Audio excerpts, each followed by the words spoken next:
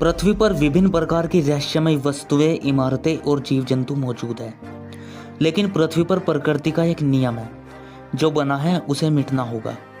और शायद इसी वजह से प्राचीन काल से ही न जाने कितनी विशालकाय इमारतें, विशालकाय जीव और सभ्यताएं समय के साथ पृथ्वी के सहन में दफन हो गई। ऐसी ही एक निएंडरथल नाम की प्रजाति, जो मनुष्य से अत्यधिक मिलती जुलती थी, वो करीब 28,000 साल पहले अचानक विलुप्त हो गई थी। निएंडरथल यूरोप में करीब 2,50,000 साल पहले रहते थे। शोधकर्ताओं का परंपरागत रूप से मानना रहा है कि निएंडरथल के पूर्वज अफ्रीका से आए थे और यूरोप की लंबी काली रातें और धुंधले दिनों में देखने के लिए उनकी आंखें बड़ी होती गई और दिमाग में जो हिस्सा दृष्टि को नियंत्रित करता है वह काफ़ी बड़ा हो गया था।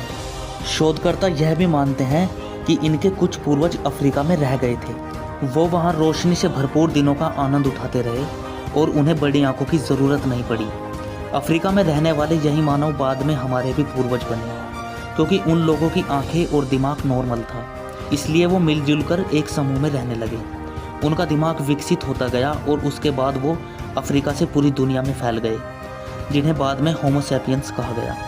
ऑक्सफोर्ड विश्वविद्यालय की आइलिना पियर्स ने इस परंपरागत मान्यता को जांचना चाहा और उन्होंने निएंडरथल की 13 और होमो सैपियंस लोगों की 32 खोपड़ियों को जांचना शुरू किया। आइलिना पियर्स ने पाया कि निएंडरथल की आंखों के क्रेटर काफ़ी बड़े थे, ऊपर से लेकर नीचे तक करीब 6 mm लंबे थे। यूँ तो यह लंबाई काफ़ी ज़्यादा नहीं है, लेकिन इसकी वजह से निएंडरथल दिख रहे दृश्यों का बेहतर आकलन कर पाते थे। इसलिए अपने दिमाग के दृश्य आधारित होने के कारण उनका शरीर पर बेहतर काबू रहा होगा।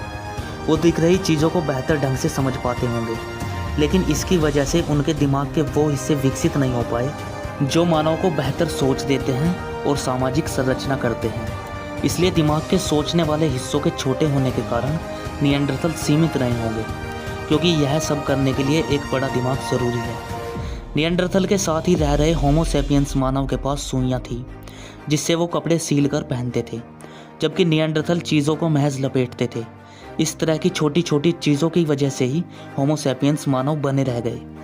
अगर आप प्रतिक्रिया देने में, पड़ोसियों से मदद लेने में और जानकारी बांटने में महज कुछ प्रतिशत ही बेहतर है, तो यह आपके जीवन और मरण के लिए बहुत बड़ा फर्क पैदा कर सकता है। निएंडरथल लोग इतने बुरे नहीं थे, बस वो होमो सैपियंस मानव जितने अक्लमंद नहीं थे, और जो अंतर था बस वो हिमयुग में उनके खिलाफ गया।